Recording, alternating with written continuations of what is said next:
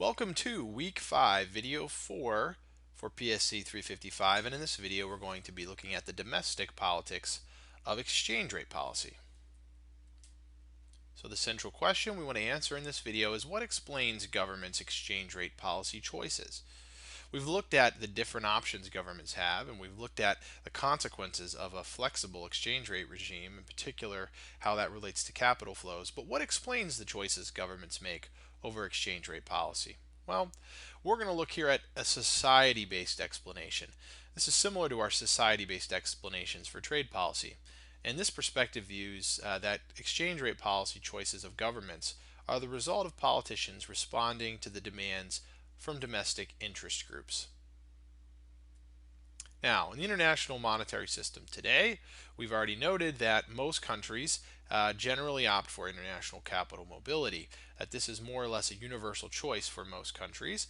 And so that means that they have a decision to make when it comes to whether or not they want to have the fixed exchange rate or independent monetary policy. If you're all essentially choosing capital mobility, then which of these other two are you willing to give up?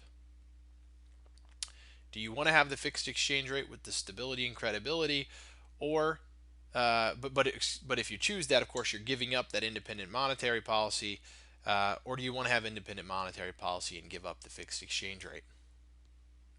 Now, let's briefly review our costs and benefits of a fixed exchange rate. The benefit, we already said, right? Stability and credibility. It reduces exchange rate risk and transaction costs that may impede international trade and investment. We'll give you some more clarity on this in a moment. The costs of a fixed exchange rate, though, are the loss of flexibility. You give up that independent monetary policy. You're going to be setting interest rates based on capital flows. If you need money to come into your economy, you have to raise rates. If you want money to flow out, you'd have to cut rates, and you wouldn't be able to set your interest rate based on your domestic economic needs. Winners of a fixed exchange rate are any group that's involved in foreign trade and investment. International traders or investors or foreign currency debtors, they prefer a fixed exchange rate because this reduces the risks of international economic activity. They're less affected by the loss of monetary policy autonomy as well, because most of their business is conducted abroad. So you don't care as much about domestic monetary policy autonomy. You're willing to give that up in exchange for that stability and credibility of the fixed exchange rate, because that will insulate you from the risks of economic activity. Let me give you an example of some exchange rate risk that international actors face under a floating exchange rate. Let's imagine that we're talking about trade relationships. If you're a U.S. importer, okay, you're importing goods from a Japanese exporter, and you sign a 1-year contract to buy $1,000 in widgets each month, okay, from that Japanese exporter. And you sign this contract in January. The importer is going to pay for goods in US dollars. Okay, so you're going to pay with US dollars for those Japanese goods. And the yen dollar exchange rate in January is 200 Japanese yen for 1 US dollar. So that amounts to a $200,000 in monthly revenue for that Japanese firm. Does that make sense? The Japanese firm is taking payments in U.S. dollars and for its goods that's based off of the contract, and because of that exchange rate, right? If it gets 1,000 U.S. dollars a month, we're talking about 200,000 yen in monthly revenue for that firm from those sales. Now let's say that by April the yen has strengthened significantly against the dollar. Now the yen dollar exchange rate has moved to 100 to 1. It takes half the yen to buy the US dollar in April that it did in January because the yen is stronger. The Japanese firm's monthly revenues now are going to fall to 100,000 yen per month because that contract is still good.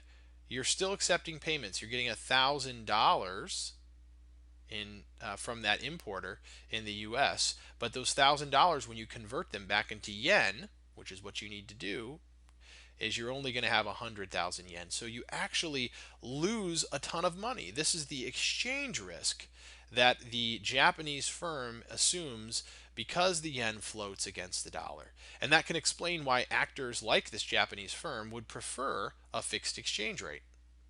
Because if the yen were fixed at 200 to 1 and didn't change, then you wouldn't see this loss of revenue.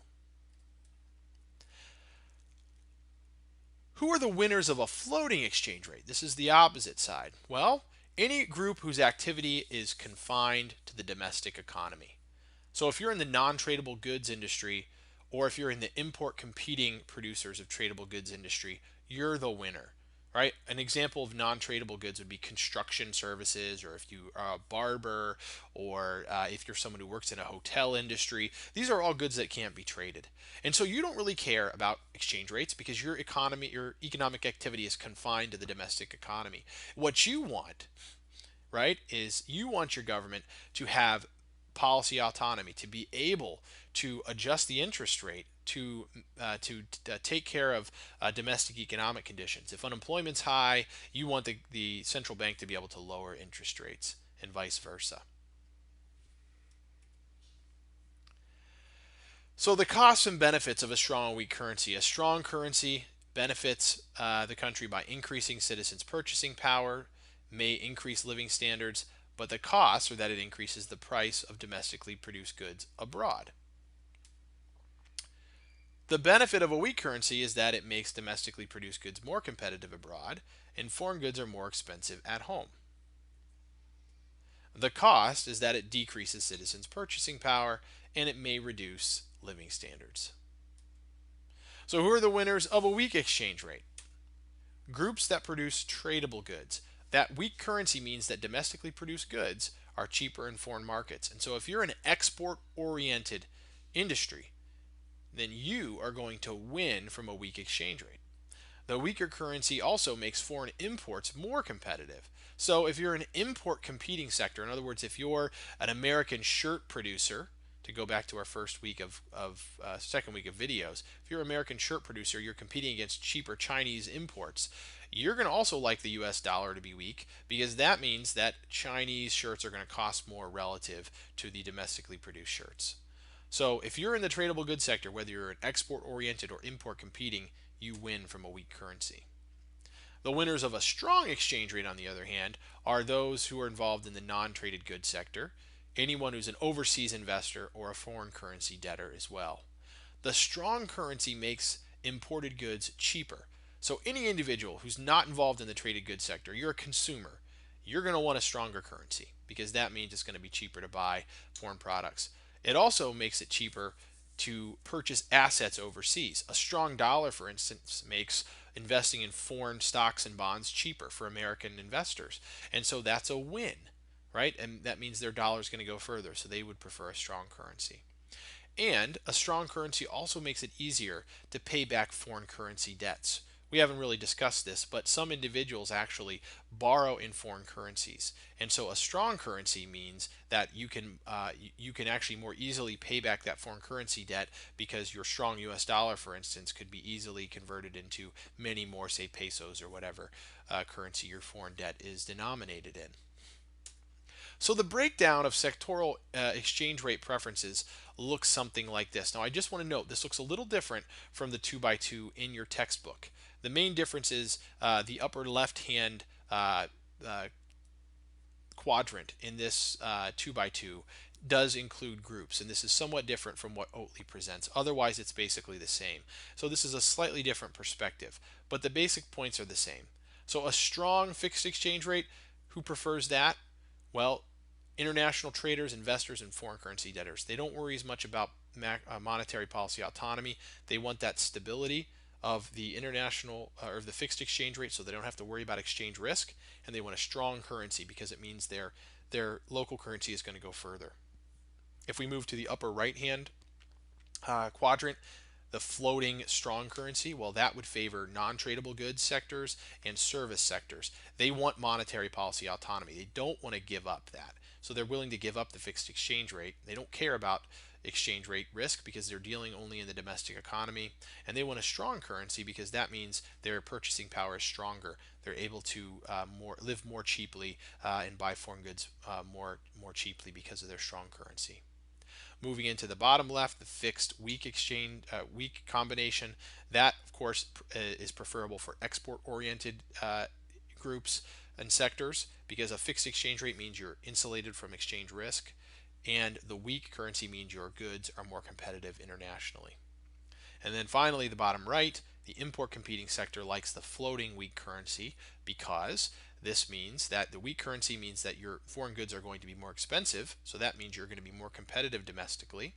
And you like the floating exchange rate because you're not exporting your goods. You don't care about exchange rate risk. You want your government to be able to manipulate the interest rate in a way that will help promote the domestic economic stability and growth. So, the bottom line here is that societal interests over exchange rates, it says free trade, my apologies, that should say societal interests over exchange rates may be divided on sectoral grounds. It says free trade because this is a lot like the free trade argument, right?